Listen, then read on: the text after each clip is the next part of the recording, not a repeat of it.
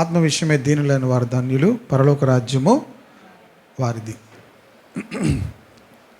ఈరోజు ఆ దీనులైన ఆత్మ విషయమే దీనులైన వారు ధన్యులు, పరలోక రాజ్యము వారిది అనే మాటను మనము ధ్యానం చేసుకుందాము. ఎప్పుడైతే మనము ఆత్మ విషయమై దీనులమవుతామో పరలోక రాజ్యము మనది. పరలోక సంబంధమైనవన్నీ కూడా ఎవరికి ఇవ్వబడతాయంటే ఆత్మ విషయమై దీనులైన వారికి పరలోక సంబంధమైనవన్నీ ఇవ్వబడతాయి.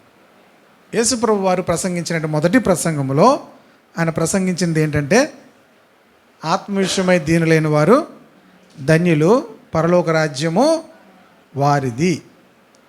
పరలోక రాజ్యము వారిది. ప్రైజ్ ద లార్డ్, హల్లెలూయా. ఇప్పుడు ఇంతకీ ఆత్మ విషయమై దీనులు అంటే ఏంటి?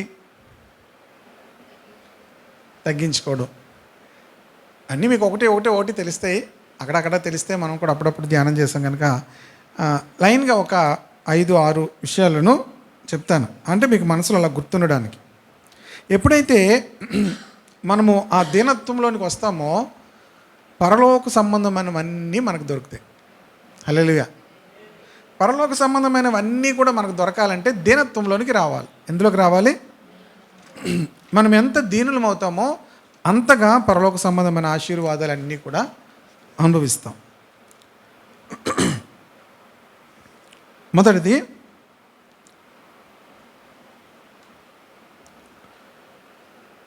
దీనత్వం అంటే మన జీవితంలో మొట్టమొదటి అలవాటు చేసుకోవాల్సింది ఏంటంటే త్వరగా పశ్చాత్తాపడడం. మొదటిది ఏంటి? త్వరగా పశ్చాత్తాపడడం, లేక త్వరగా సరి చేసుకోవడం. పొరపాట్లు, తప్పులు ఏది జరిగినా వెంటనే ఏం చేసుకోవాలి? సరి చేసుకోవాలి. మంచి మాట చూపిస్తాను చూడండి. యెషయా గ్రంథంలో, యెషయా గ్రంథము 66వ అధ్యాయము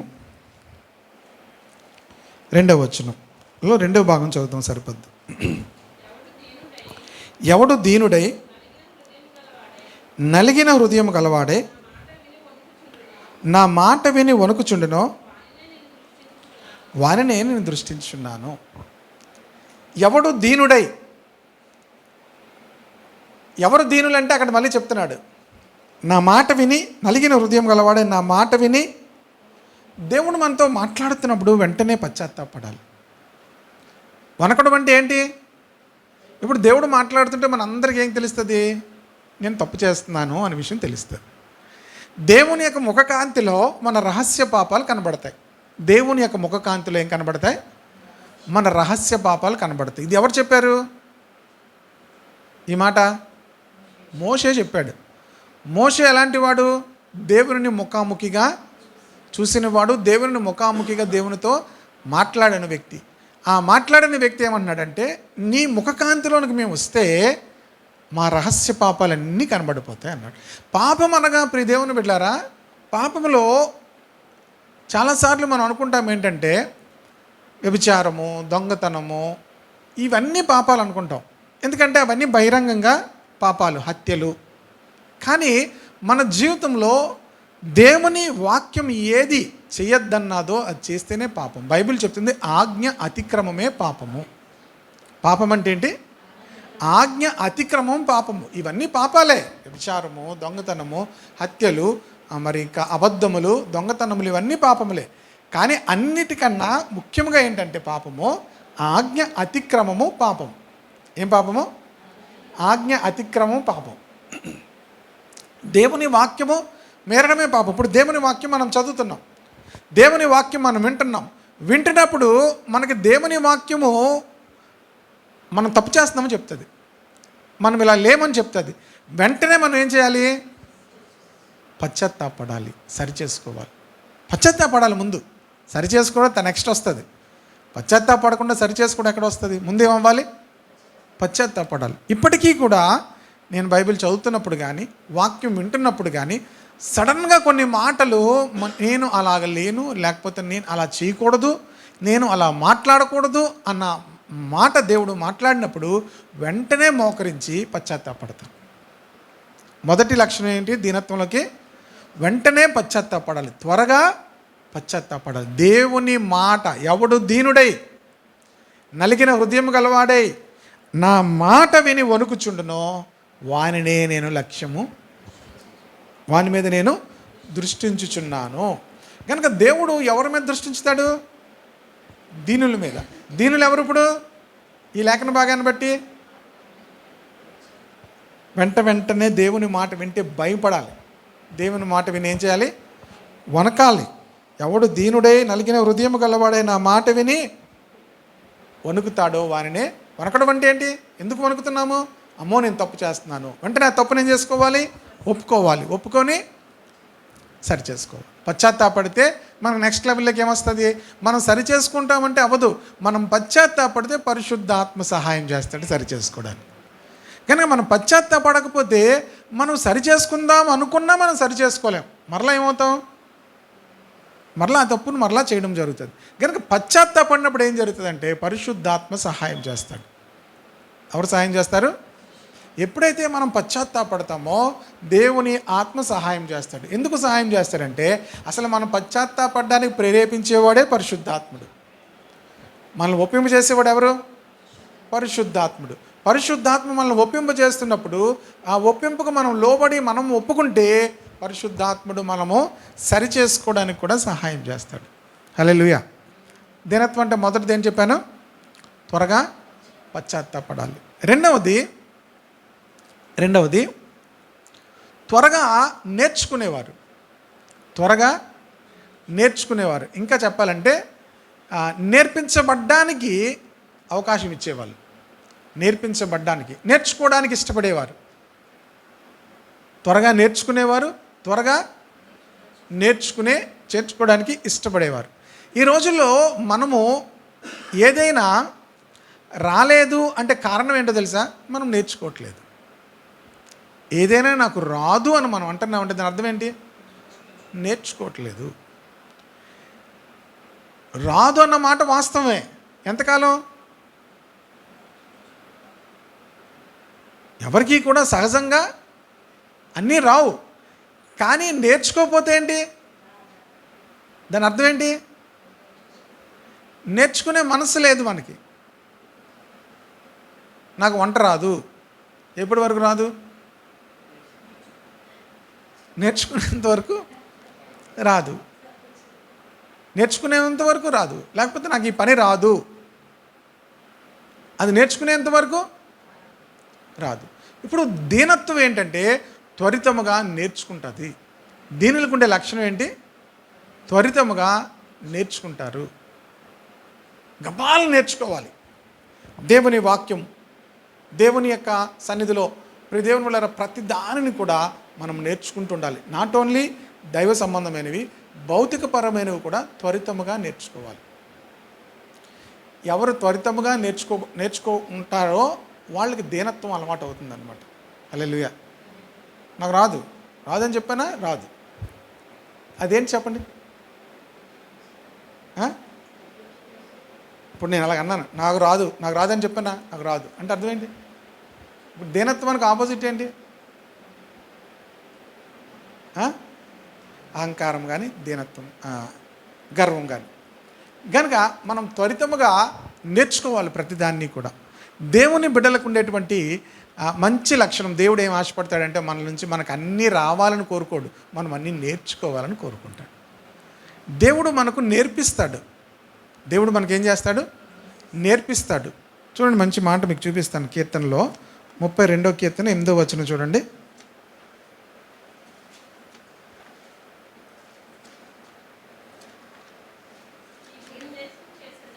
నేను నీకు ఉపదేశము చేసేదను,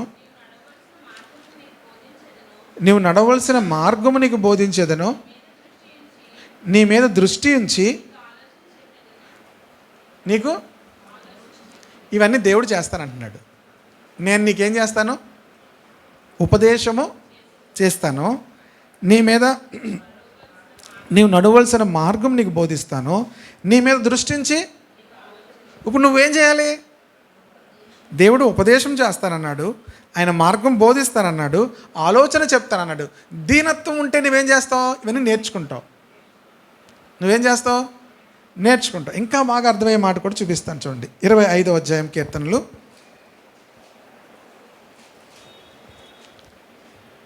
9వ వచనం చూడండి. న్యాయ విధులను బట్టి ఆయన దీనులను నడిపించును, తన మార్గము దీనులకు ఆయన ఏం చేస్తాడట? నేర్పిస్తాడట. దీనులకు ఏం చేస్తాడు? ఆయన నేర్పిస్తాడు దేవుడు. అందుకే నేను ఏమన్నా దీనత్వం అంటే ఏం చెప్పాను? నేర్చుకునేవాళ్ళు. దేవుడు ఏం చేస్తాడు? నేర్పిస్తాడు, నడిపిస్తాడు, నేర్పిస్తాడు. కనుక మనకు అన్నీ రావు, ఆత్మ సంబంధమైనవన్నీ మనకు రావు. దేవుడు మనకేం చేస్తాడు? నేర్పిస్తాడు. నాకు రాదే అని మనం భయపడవలసిన అవసరం లేదు. అందరికీ రావు. వచ్చినట్టుగా కొన్నిసార్లు కనబడతాం, కానీ అందరికీ ఏం లేదు, అందరికీ రాదు. అన్ని విషయాలు రావు. నేను మేము జ్ఞానపరులు ఉన్నప్పుడు నేను చక్కగా తయారై వెళ్తుండేవాడిని, క్లబ్లో క్యారమ్ బోర్డు ఆడుతాను. అందరూ నాకేమనుకున్నా, నాకు బండి నడపడం వచ్చి అనుకునేవారు కదా, నాకు రాదు. ఇప్పుడు ఒకరోజు రాదని చెప్పడం నాకు బ్రెయిన్ ప్రెస్టేజ్ అయిపోయి అందరూ వచ్చి అనుకుంటున్నారు. ఒకరోజు ఏం చేశారంటే, ఒక అన్న ఇంటి దగ్గర బండి ఉంది, కొంచెం వెళ్ళి తీసుకొచ్చి అన్నాడు. ఇప్పుడు నాకు రాదని చెప్పలేం, ఏం చెప్పలేం, రాదని చెప్పలేం. అందరికీ ఏంటి వచ్చి అనుకుంటున్నారు, నేనేమో టిప్ టాప్గా ఉన్నాను, నాకు బండి రాదంటే ఇప్పుడు ఏంటి, షేమ్ అయిపోతాం. తాళం ఇవ్వన్నాను. తాళం ఇవ్వమంటే ఇంటికి వెళ్ళాను. ఇంటికి వెళ్ళి అందరూ కిక్ కొట్టడం అదే చూస్తాం కదా, అది మాత్రం చూస్తాం కదా, కిక్ కొట్టడం వచ్చి కిక్ కొట్టాను. ఏం చేయాలో తెలీదు. ఏంటి కిక్ కొట్టి ఏం చేయలేదు. అది ఇప్పుడంటే ఈ సైకిల్ నడిపేస్తారు వీళ్ళందరూ, ఏంటి స్కూటీలు. అప్పుడు గేర్లు ఉంటాయి, గేర్లు లేని బళ్ళు ఉండేవి కాదు కదా. స్కూటర్ ఇలా పట్టుకొని ఇలాగంటే అనే టక్కన ఆగిపోయింది. అందరూ వీధిలో అందరూ చూస్తున్నారు. అందరూ ఏం చేస్తున్నారు? నేను ఏదో దీని ఫాల్ట్ ఇలా కిందకు చూసి ఉండి బండి ఆపేసి ఇలా కిందకు చూడడం, అలా కిందకు చూడడం, ఏంటి ఉత్తుగా పెట్రోల్ ఇలా చూడడం, ఇలా అనడం, ఏంటి చేసి కొందరు ఏదో పెట్రోల్ లేనట్టు కొందరు నడిపించడం, మళ్ళీ ఎవరో లేకపోతే అలా కిక్ కొట్టడం. దీనంగా నాకు రాదు అంటే ఏం చేస్తారు? ఎవరైనా నేర్పిస్తారు. నేనేంటి వచ్చిన వాళ్ళకి ఏం చేశాను? అందరి ముందు యాక్ట్ చేశాను. ఏంటి దేవుని దగ్గర కూడా మనకు రాదు అంటే దేవుడు నేర్పిస్తాడు. దేవుడు ఏం చేస్తాడు? అన్నీ నేర్పిస్తాడు. అన్నీ కూడా ఏమన్నా బైబిల్ క్లియర్గా చెప్తుంది. న్యాయ విధులను బట్టి ఆయన దీనులను నడిపించును, తన మార్గమును దీనులకు నేర్పును.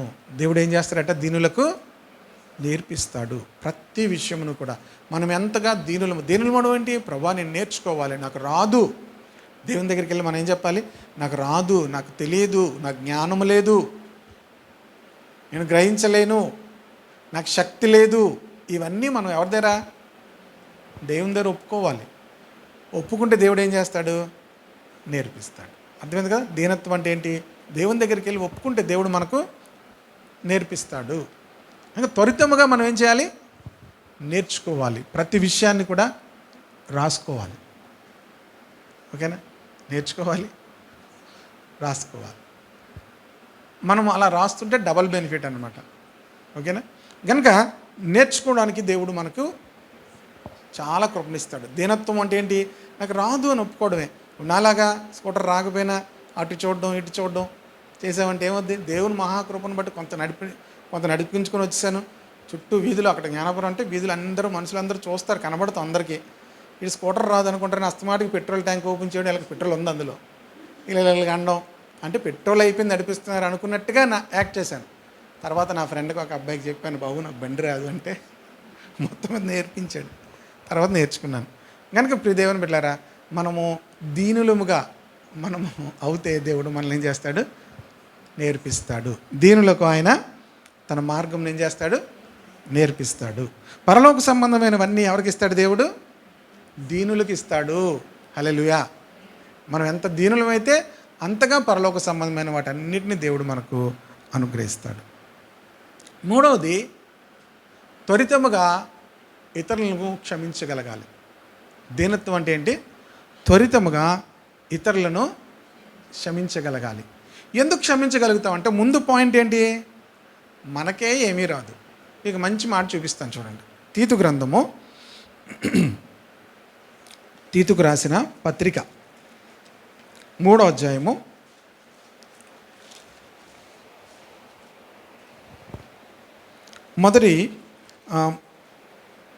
3 వచనాలు చదువుదాం. అధిపతులకును అధికారులకును లోబడి విధేయులుగా ఉండవలననియు ప్రతి సత్కార్యము చేయుటకు సిద్ధపడి ఉండవలననియు మనుషులందరి ఎడల, జాగ్రత్తగా ఉండండి, ఇక్కడ నుంచి మంచి మాటలు ఉంటాయి. మనుషులు అందరి ఎడల సంపూర్ణమైన సాత్వికమును కనపరచుచు ఎవరిని దూషింపక జగడమాడని వారును శాంతులనై ఉండవలననియు వారికి జ్ఞాపకం చేయము. ఇది ఇంకా ప్రాముఖ్యమైన విషయం. ఎందుకనగా మనము కూడా మునుపు అవివేకులము, అవిధేయులమును, మోసపోయిన వారమును, నానా విధమైన దురాశలకును భోగములకును దాసులమై ఉండి దుష్టత్వమునందును అసూయందును కాలము గడుపుచు అసహ్యులమై ఆగండి, ఇక్కడి వరకు ఆగండి. మునుపు అన్నాడు. ఎప్పుడు? మునుపు. ఇంతకుముందు మనము కూడా ఇలాంటి వాళ్ళమే. ఎలాంటి వాళ్ళం? అవివేకులము, అవిధేయులము, మోసపోయిన వారము, నానా విధమైన దురాశలు ఉన్నాయి, భోగములు ఉన్నాయి, ఆ భోగములకు దాసులమైపోయి ఉన్నాం, దుష్టత్వమునందు ఉన్నాం, అసూయందున్నాం, అసహ్యులంగా ఉన్నాం, ఒకరినొకరు ద్వేషించుకొని ఉన్నాం రక్షణ పొందక మునుపు. కనుక మునుపు మనం అలాంటి వాళ్ళమే. కానీ దేవుడు తన కృపచేత మనల్ని రక్షించాడు అంటాడు అక్కడ. దేవుడు తన కృపచేత మనలను రక్షించాడు. లేకపోతే మనం ఇంతకుముందు, ఇప్పుడు ఇది మనకు అర్థమవుతే మనం ఇతరులను సులువుగా క్షమించగలుగుతాం. అర్థమైందా లేదా? ఇది మనకు అర్థమైంది అనుకోండి, ఇతరులు మనం ఏం చేయగలుగుతాం? సులువుగా. ఎందుకు? మనము ఇంతకుముందు అంతే కదా. మనము ఆ బ్యాచే. ఏ బ్యాచ్? మనం సి బ్యాచే, సి క్లాసే, లేకపోతే డి క్లాస్. అయితే దేవుడు మనల్ని ఏం చేశాడు? మనల్ని కనికరించి రక్షించాడు. మనము దురాశల్లో ఉన్నాం, అసూయల్లో ఉన్నాం, సమస్తమైన భోగాలకి దాసులంగా ఉన్నాం, అవివేకులంగా ఉన్నాం, అవిధేయులంగా ఉన్నాం, కనుక అసహ్యంగా ఉన్నాం. వీటన్నిటి నుంచి దేవుడు మనల్ని ఏం చేశాడు? క్షమించాడు, రక్షించాడు. ఇతరులు కూడా మనం ఏం చేయగలుగుతాం? అది దీనత్వం. దీనత్వం ఏంటి అనుకున్నారు? ఇంతకుముందు నేను అలాంటి వాడినే కదా. అర్థమైందా మీకు? సింపుల్గా అర్థమైందా? ఇంతకుముందు నేను అలాంటి వాడినే కదా. దేవుని వాక్యం నేను తెలుసుకుంటున్న కొద్దీ నేనేమయ్యాను? మారాను. దేవుని వాక్యం తెలుసుకుంటున్న కొద్దీ నేనేమయ్యాను? మార్పు చెందాను.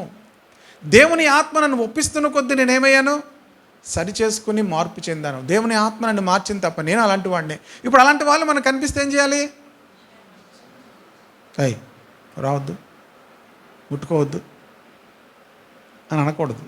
ఇంతకుముందు మనం దేవుని వాక్యం చెప్తుంది. ఇంతకుముందు మీరు అలాంటి వాళ్ళే కదా, దేవుడు మిమ్మల్ని రక్షించాడు.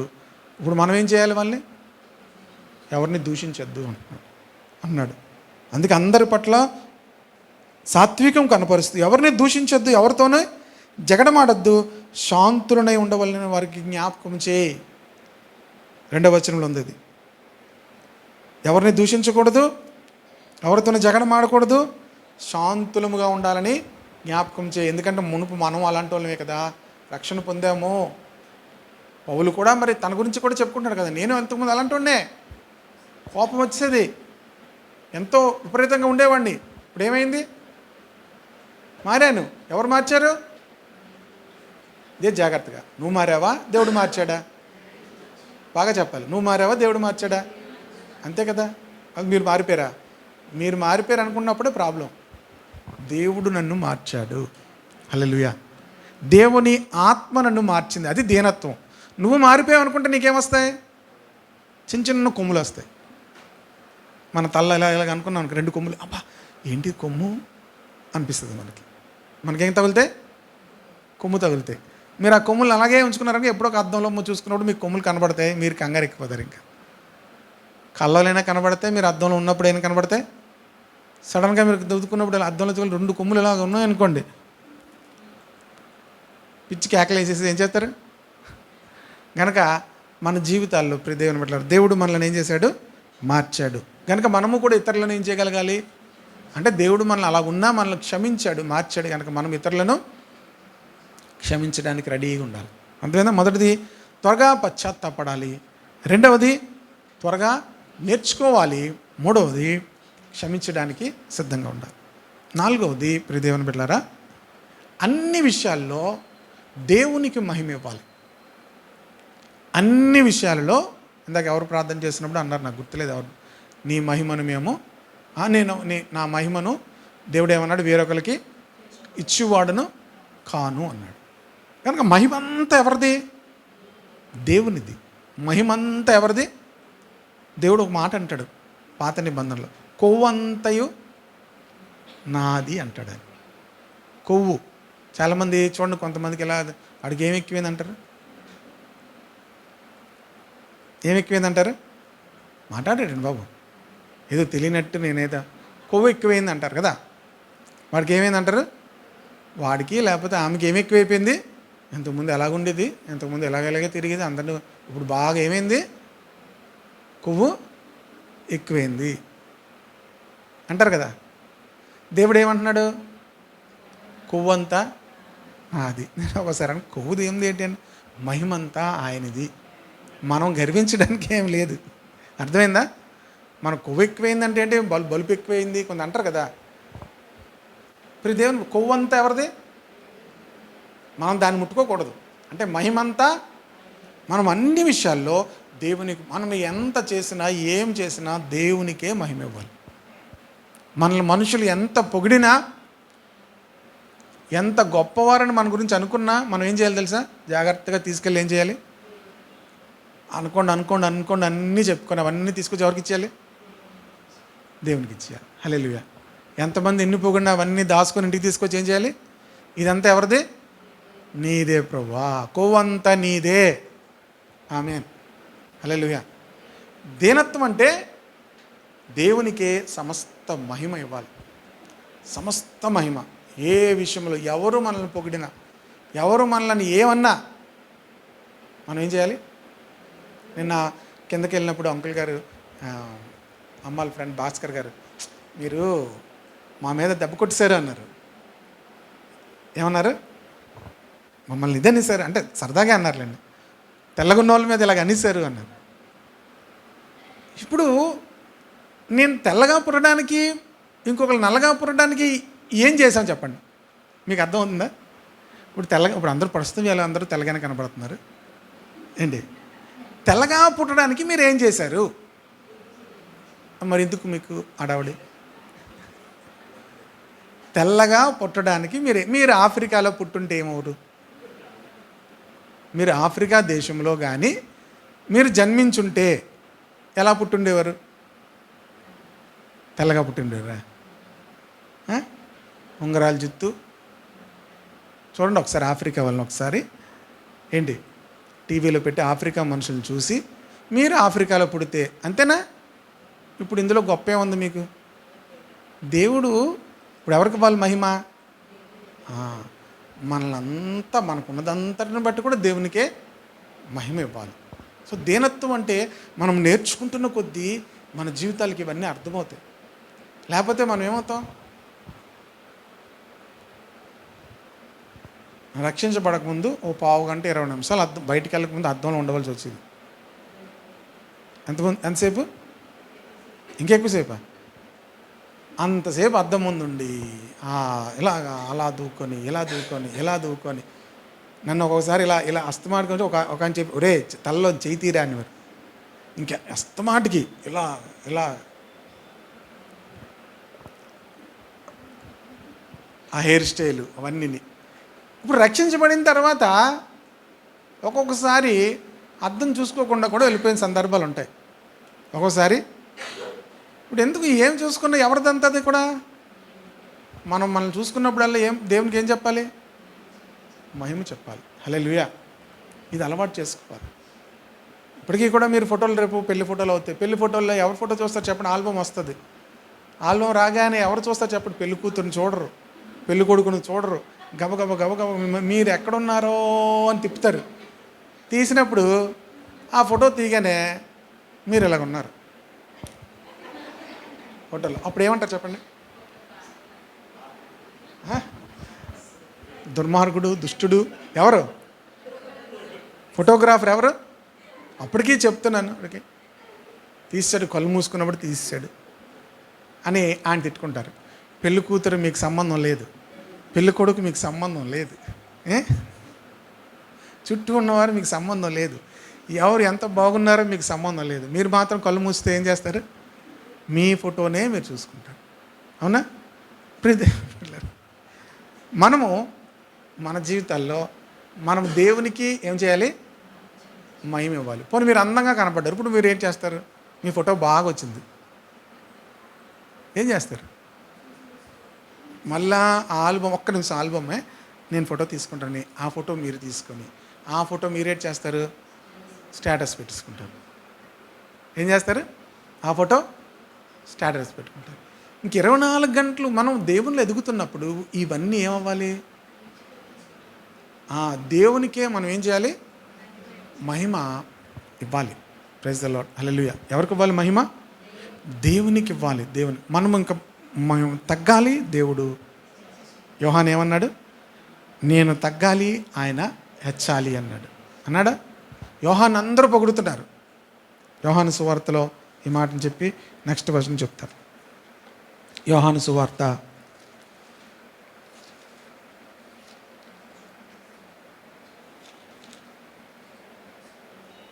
3వ అధ్యాయము 29వ వచనంలో కింద 29వ వచనం చదవచ్చు. పెండ్లి కుమార్తె గలవాడు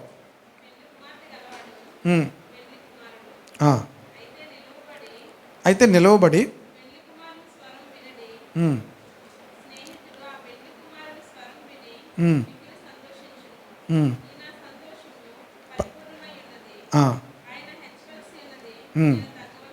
అందరూ యోహాన్ని యేసుక్రీస్తు అనుకుంటున్నారట. అందరూ ఆ అధ్యాయము మీరు మిగతా విషయాలన్నీ చదివితే యోహాన్ అందరూ ఏమనుకుంటున్నారు?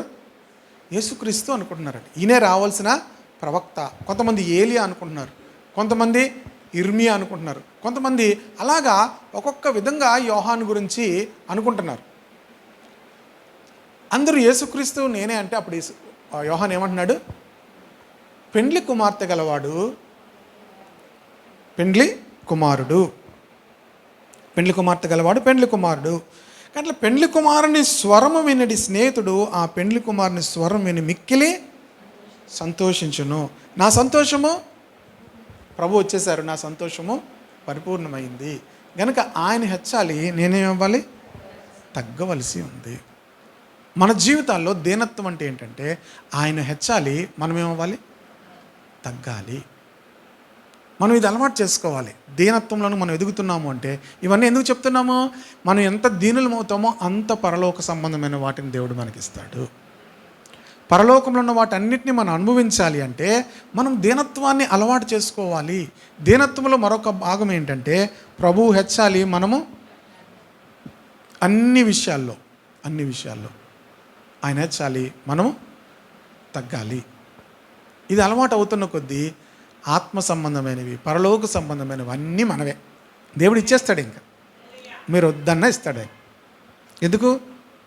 దీనులకు పరలోక సంబంధమైనవి అన్నీ ఇవ్వమని ఆయన ఆజ్ఞాపించాడు. దూతలు మీ వద్దకు దీనత్వం కలిగిన వారి దగ్గరికి అన్నీ తీసుకొని వస్తాయి. హల్లెలూయా. భూమి మీద ఎవరి కోసం అన్నీ ఇస్తారంటే, దేవుని దూతలు పట్టుకొని వస్తారంటే ఎవరు దీనులై ఆయన మాట విని వణుకుతూ ఉంటారో, ఎవరు త్వరితముగా పశ్చాత్తాపడుతూ ఉంటారో, ఎవరు త్వరితముగా ఇతరులను క్షమించగలుగుతారో. నేను ఇంతకుముందు అలాంటి వాడినే కదా, నేను ఇంతకుముందు అలాగే మాట్లాడాను, నేను ఇంతకుముందు అలాగే ఆలోచించాను, ఇప్పుడు నేనేమయ్యాను? ప్రభు ఆత్మనని తాకినప్పుడు, ప్రభు ఆత్మనను ఒప్పింపు చేసినప్పుడు నేను సరి చేసుకున్నాను కదా. తర్వాత ప్రియ దేవుని బిడ్డలారా, దేవునికి మనము మహిమ ఇవ్వాలి. మనల్ని ఎవరినైనా పొగిడినా, మన జీవితాల్లో ఏమైనా ఉన్నా, మనం అందంగా ఉన్నా, బాగా చదవగలిగిన, బాగా జ్ఞానం ఉన్నా, ఏమున్నా వాటన్నిటిని బట్టి దేవునికి ఏం చేయాలి? మహిమ ఇవ్వాలి. నువ్వు అలా ఇవ్వడం చూస్తే దేవుని ఆత్మ ఎంత సంతోషిస్తాడో. ఇక్కడ యోహాను ఏమంటున్నాడు? నా సంతోషం ఏమైపోయింది? పరిపూర్ణం అయిపోయింది. ఆయన వచ్చాడు, ఇంక నా పనేం లేదు. ఆయన హెచ్చాలి, నేను తగ్గాలి.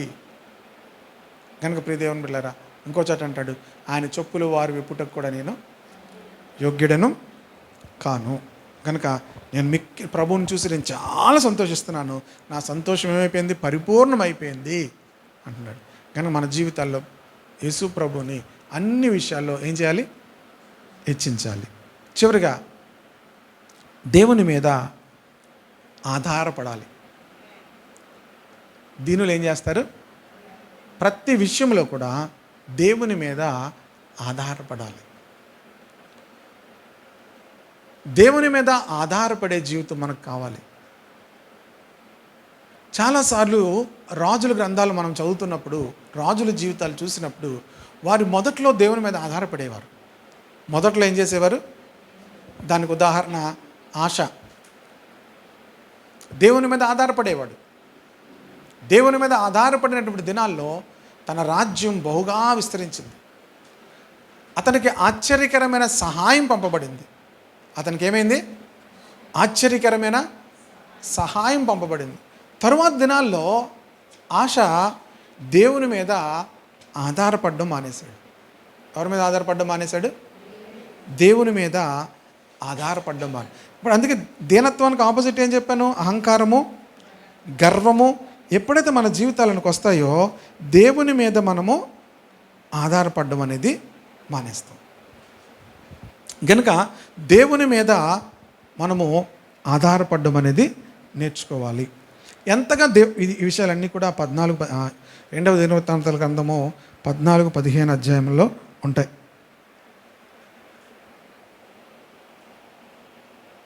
చూడండి, 16 అధ్యాయం చూడండి, మొదటి వచనం.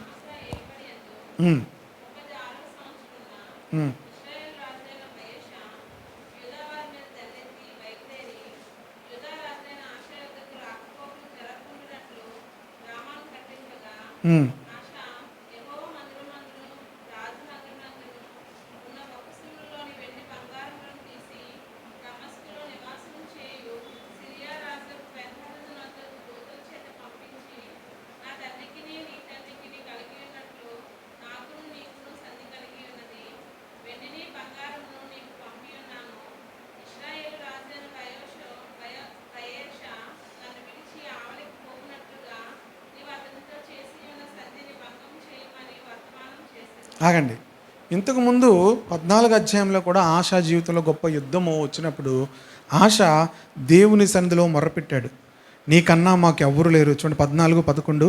ఆశ తన దేవుడైన యెహోవాకు మొర్రపెట్టి, యెహోవా విస్తారమైన సైన్యము చేతిలో ఓడిపోకుండా బలము లేని వారికి సహాయం చేయుటకు నీకన్నా ఎవ్వరూ లేరు. మా దేవా యెహోవా మాకు సహాయం చేయము, నిన్నే నమ్ముకొని ఉన్నాము, నీ నామమును బట్టే సైన్యం ఎదిరించుటకు బయలుదేరుచున్నాము.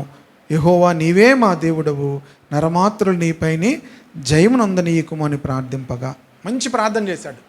తర్వాత దేవుడు అద్భుతమైన జయం దేవుడు ఆశాకిచ్చాడు. తర్వాత 15 అధ్యాయం మనం చూస్తాం, అతని పక్షముగా బోళ్ళు మంది జనము చేరిపోతారు. చాలా మంచి సైన్యం వస్తుంది, మంచి విస్తారమైన ధనం వచ్చేసింది. ఇప్పుడు మరలా యుద్ధం వచ్చింది. యుద్ధం వస్తున్నప్పుడు ఏం చేస్తున్నాడు? ఎవరి దగ్గరికి వెళ్తున్నాడు? సిరియా రాజు దగ్గరికి వెళ్తున్నాడు సహాయం కొరకు. సిరియా రాజుకు ధనమును అన్నీ కూడా ఇస్తున్నాడు. దేవుడు ఏం చెప్తున్నాడు చూడండి, ఇప్పుడు 7వ వచనం చూడండి. ఆ కాలమందు దీర్ఘదర్శి అయిన హనాని యూదారాజైన ఆశా యొద్దకు వచ్చి అతనితో ఇలాగూ ప్రకటించెను,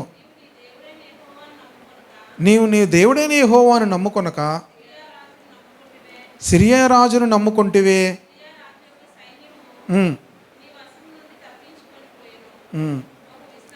చాలు, మీరు మిగతా విషయాన్ని ఇంటికి వెళ్ళి చదివితే మీకు అర్థమైపోతుంది. కనుక ప్రియ దేవుని బిడ్డలారా, తను ఒక స్థితిలోనికి వచ్చినప్పుడు ఏమయ్యాడు? సైన్యము, డబ్బు, వాటి మీద ఆధారపడడం చేశాడు. దీనత్వం అంటే ప్రతి విషయంలో కూడా దేవుని మీద ఆధారపడేవారు. కనుక మనకు కొంత డబ్బు వచ్చిన తర్వాత డబ్బుల మీద ఆధారపడడం, మనుషుల మీద ఆధారపడడం, ఇవన్నీ కూడా చాలా ప్రమాదం. దేవుడు చూస్తూ ఉంటాడు అలాంటివన్నీ కూడా. ముందేమో యుద్ధానికి వస్తే నువ్వేమన్నావు?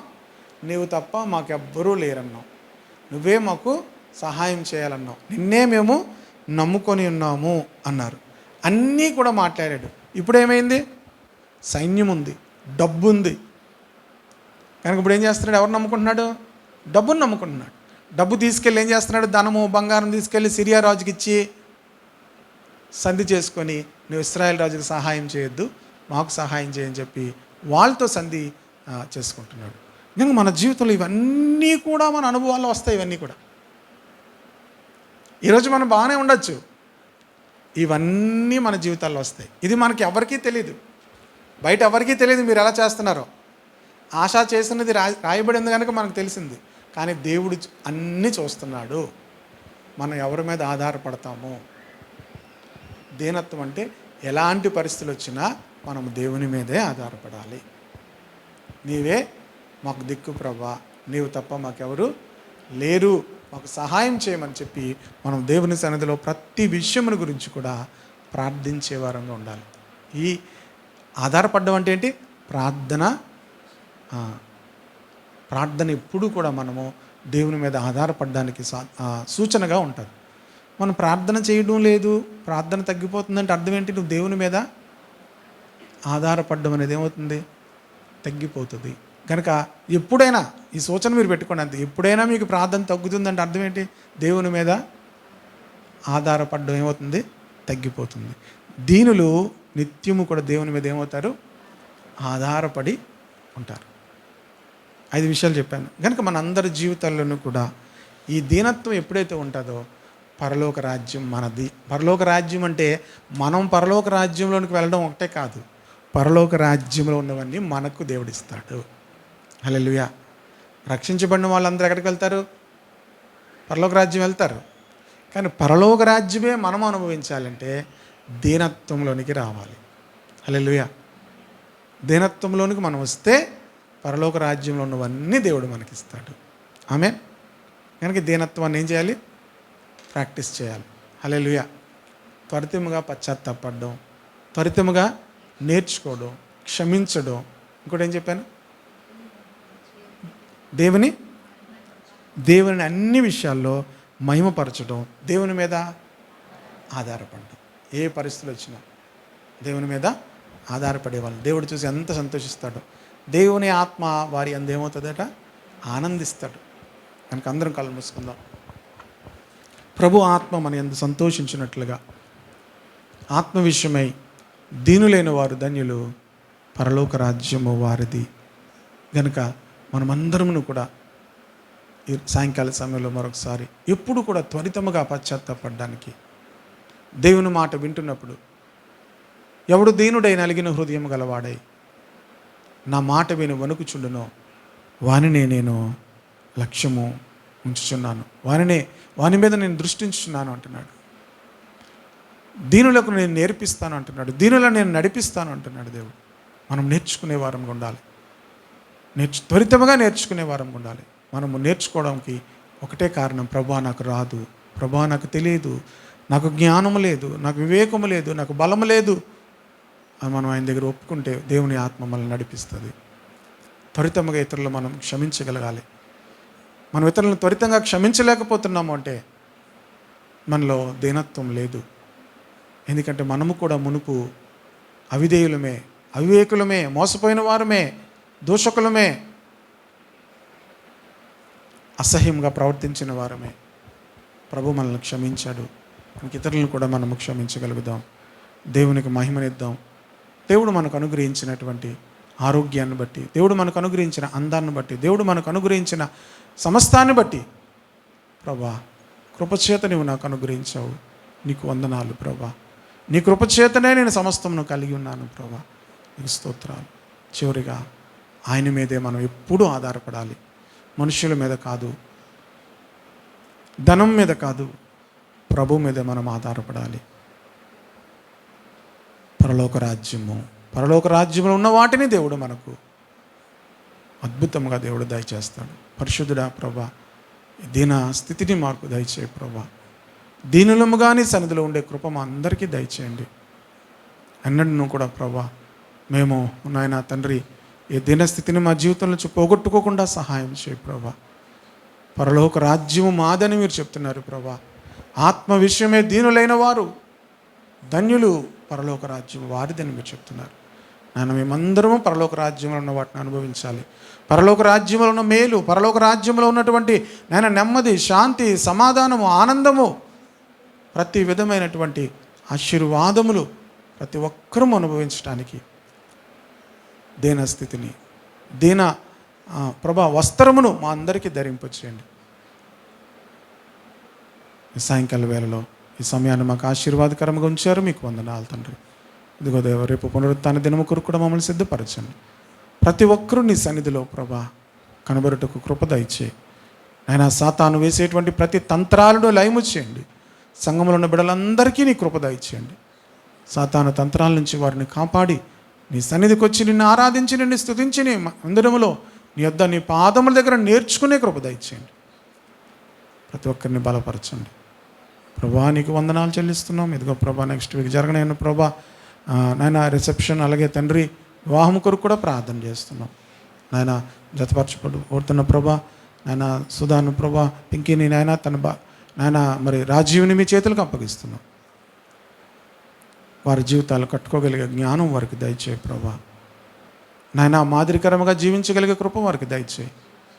వారి వివాహ జీవితమునైనా చక్కగా ఉండునట్లుగా సహాయం చేయండి ప్రభు. నీకు వందనాలు చెల్లిస్తున్నాం. జరగబోయే కార్యములన్నీ మీ చేతులకు అప్పగిస్తున్నాం. ఎటువంటి తొందర, ఎటువంటి మనస్పర్ధలు లేకుండా సహాయం చేయి. అన్నిటి విషయంలో నీ హస్తం తోడుగా ఉంచండి. వచ్చిన ప్రతి బిడ్డను మరొకసారి దీవిస్తూ నీ కృపకు అప్పగిస్తూ యేసు శక్తి గల నామంలో ప్రార్థిస్తున్నాం తండ్రి. ఆమేన్, ఆమేన్. యేసు రక్తమే చేయము, సిలువ రక్తమే చేయము. ప్రభు యేసు నామానికి సంపూర్ణ విజయము కలుగును గాక. ఆమేన్.